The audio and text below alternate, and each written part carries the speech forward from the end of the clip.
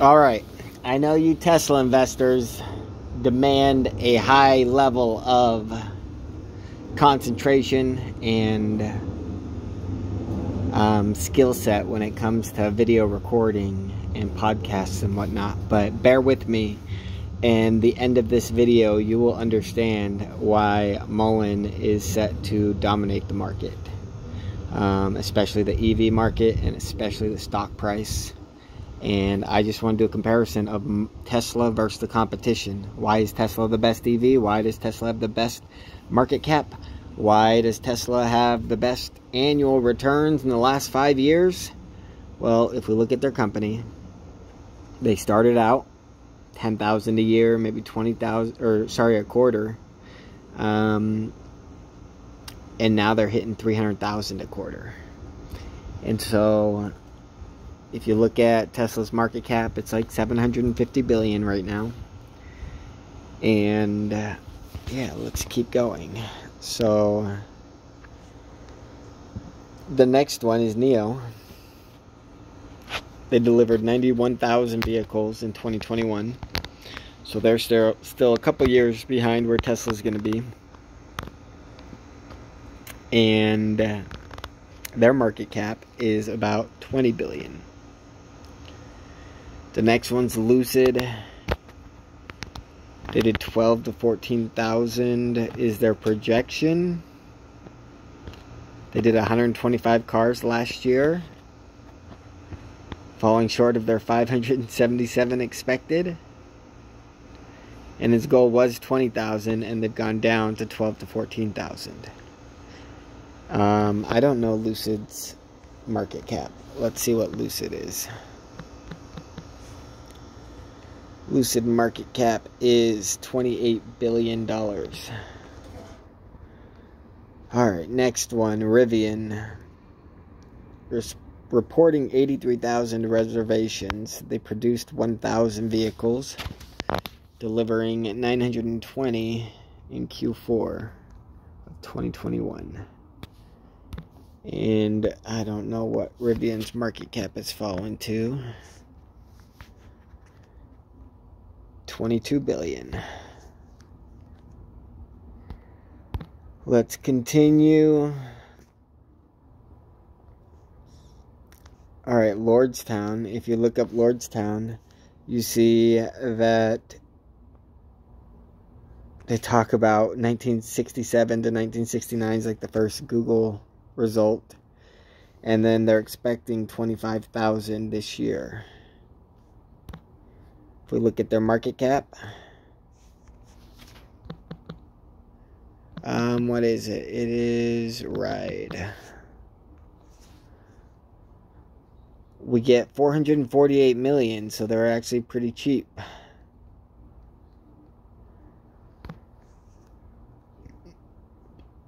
And then we get to Mullen. If you first come up to Mullen and you Google the same Google search I Googled with all the other company names, you don't really get much on the first Google result. If you go down, you see that they've actually raised from 5,000 to 25,000, and these are vans that he's already gone on interviews and announced, like on Benzinga, and announced that they will be meeting those productions and delivering those vans. And he said that in March of 2022, and he said that will be happening in Q2. So if you look at all the market caps and all the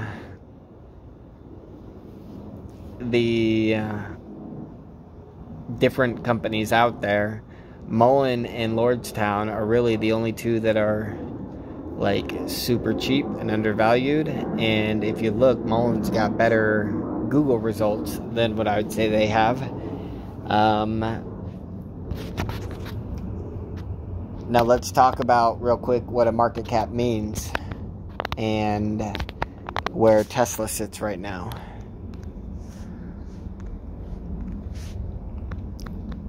Tesla margin per car, 32.9%.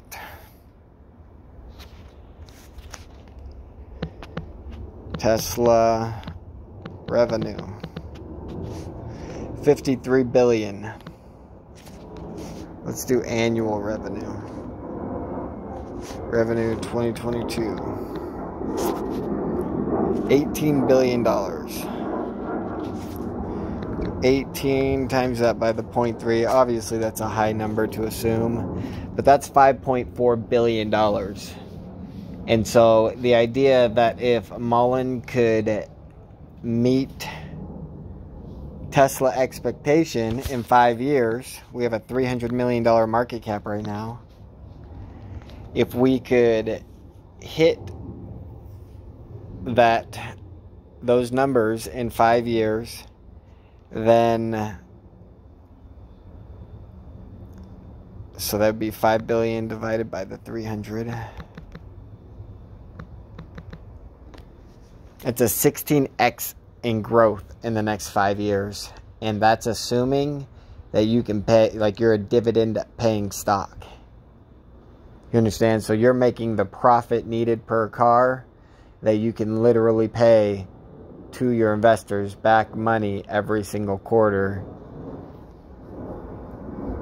And I think Tesla's just got begun. So here's an interesting fact about Tesla. So if you listen to the Tesla All-In podcast, he talks about how he's like, Tesla's more than just one company. And one of his main points in it was that his Tesla, they build everything from start to finish. And so he says most car companies out there get everything supplied from suppliers and then they put it together. And he's different because he's basically cut out most of the suppliers. And if you look at what Mullen's doing, they're upgrading from 100,000 square foot manufacturing shop to a $1.2 million manufacturing shop. Or sorry, 1.2 million square feet. And they're at 100,000 square feet right now. And with that 1.2 million square feet, like, you know that, like, they're just going to copy a Giga Texas. Like, they're doing the exact same thing. And so they really just get a start at the best foot possible rather than having to do it, like, learn all the problems like Tesla had to. And like, we should expect massive deliveries coming 2024 and 2025.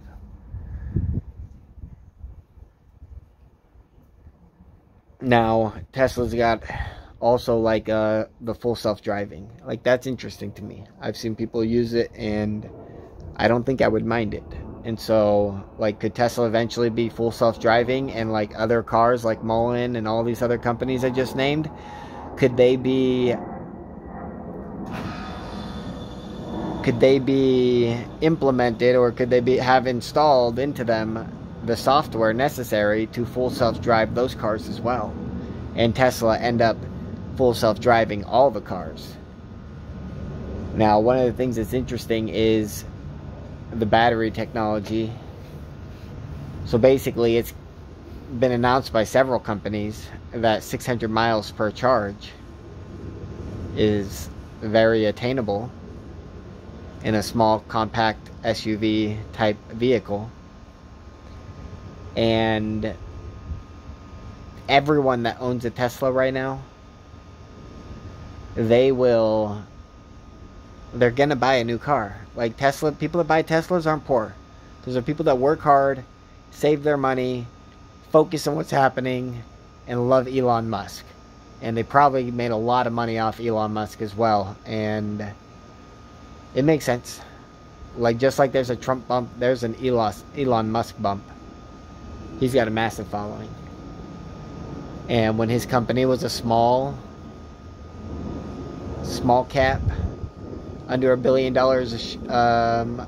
market cap company, like, as soon as people got to know Elon Musk, it just, boom, skyrocketed.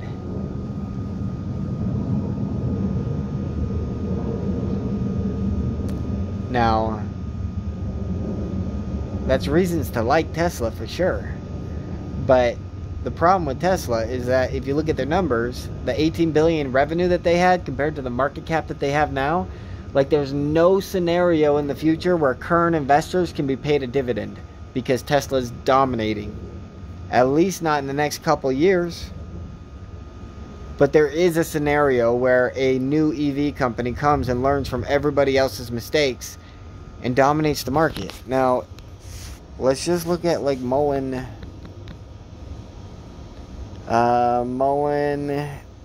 EV5 RS, I believe it is. So, I mean, if you look at the car, it's a good car. The inside looks nice. It is nice.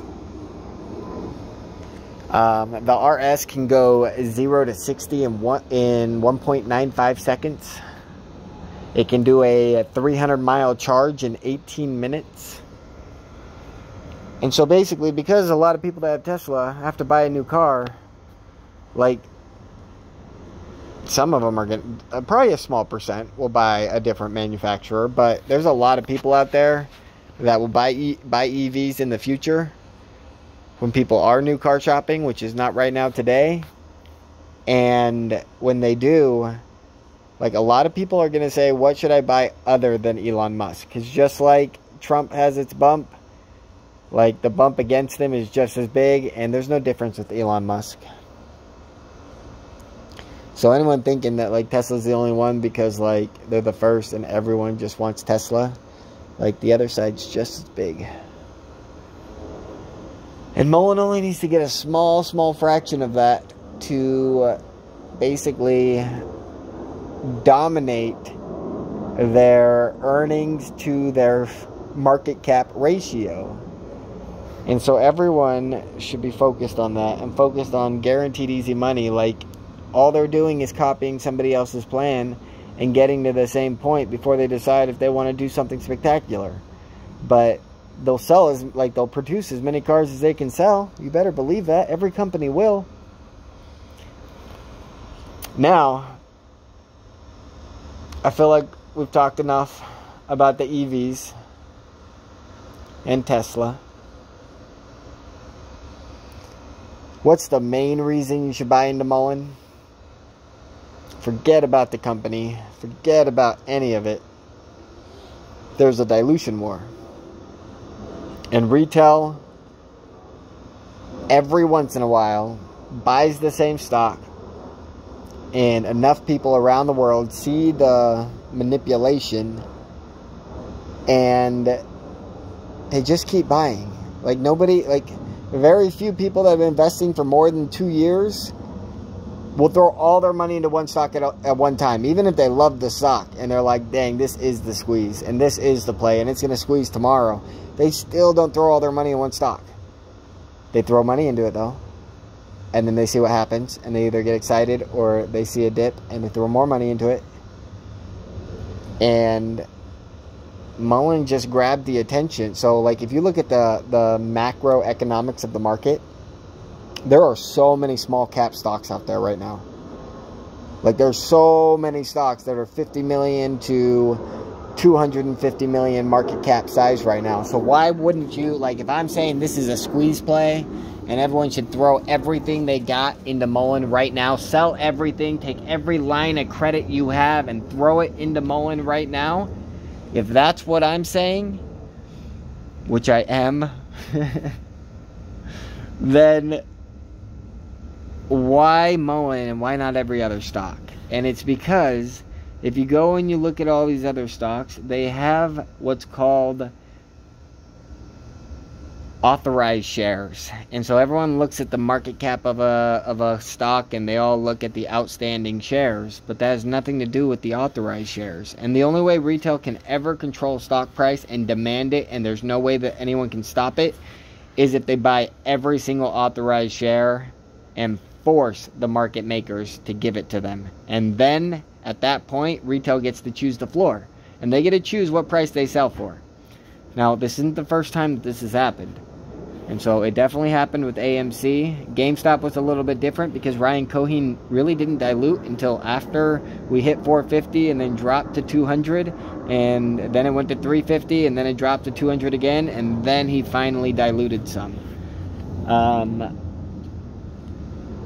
so GameStop was a little bit different. But Mullen's different than AMC because they've diluted 330 million shares are outstanding right now, and retail owns, like, the insiders only own 3 million shares. It's up like 2 million shares from 1 million shares in the last couple weeks, but they only own 3 million shares, so it's not institutionals buying, and the insiders were locked in at their warrants and their preferred shares, and for the most part, they haven't sold or bought anything, not more than 100,000 shares at a time, and other than the warrants, a lot of warrants have already been exercised, that's for sure.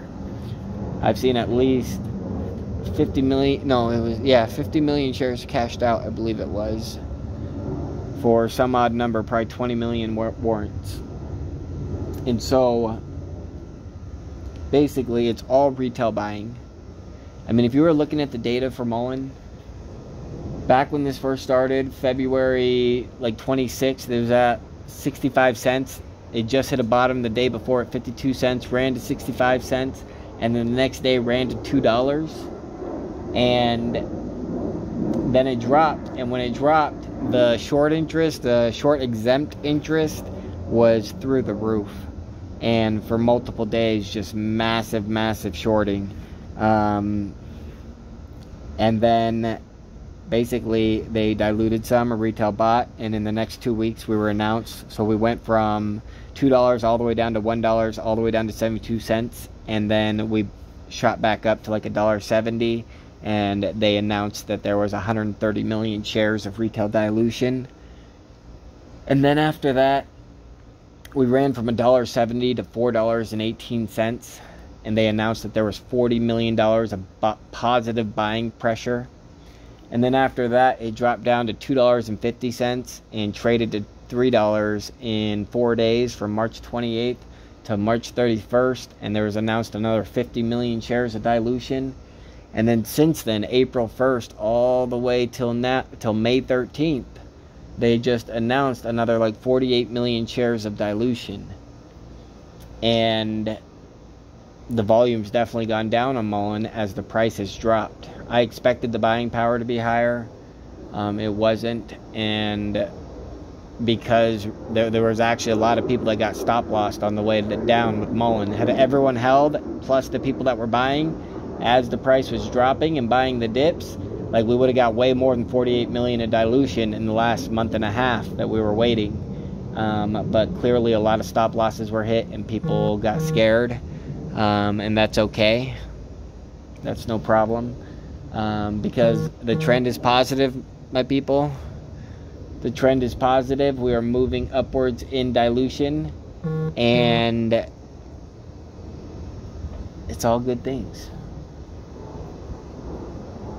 They only have 520 million shares they can ever dilute. We're at 330 million right now. It's all retail buying pressure. Eventually, there's nothing left. So I gave you the bull case on why Mullen is a great EV to invest into right now. I gave you the bull case on why Mullen is the retail stock squeeze. And if you look at it, the percent of dilution left versus all the other stocks, the only stock that matches is BBIG. But the problem with that is they squoze to $12 back in September of 2021. And just like AMC, after they dilute and then they squeeze and a lot of people sell, they dump all those shares in ETFs in different places so you can't see them. But they'll use them for dilution if they ever need to. So BBIG looks almost as primed as Mullen right now, but it's not. And it's because you already squoze and people already sold, and those people didn't come back. Like, the diehards are still there and they can move up a little bit, but Mullen's the main squeeze. It's the focus of retail.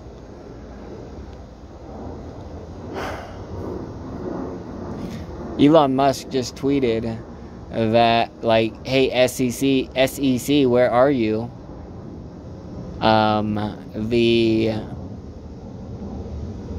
In reference to a tweet that said, when is the SEC going to investigate Twitter for their false claims on bots and percentage of bots users? And I don't know, I find that interesting. Like, clearly he's dumping Twitter. In my mind, he's dumping Twitter, and he knows this is going to investigation. And it's kind of a cool thing that he would force the issue, and I'm interested in seeing the results. Like, I'm a believer that there are good people out there, even if they're rich, and they think they know what's best for everybody, and they have a lot of power, and they have a lot of money, and they do what they can, and they live decent lives. But, like, if any of them just assumed the responsibility to make everything in this world just a little bit better, like, the world would get better really fast. And I'm disappointed in Elon Musk for not doing that, and that's why I just never been able to jump on his train. I get why the Tesla investors are there. If I didn't think I could do it better, I'd probably be there too. Alright, guys. Good luck. Go Mullen. Dump everything you have and throw it in, people.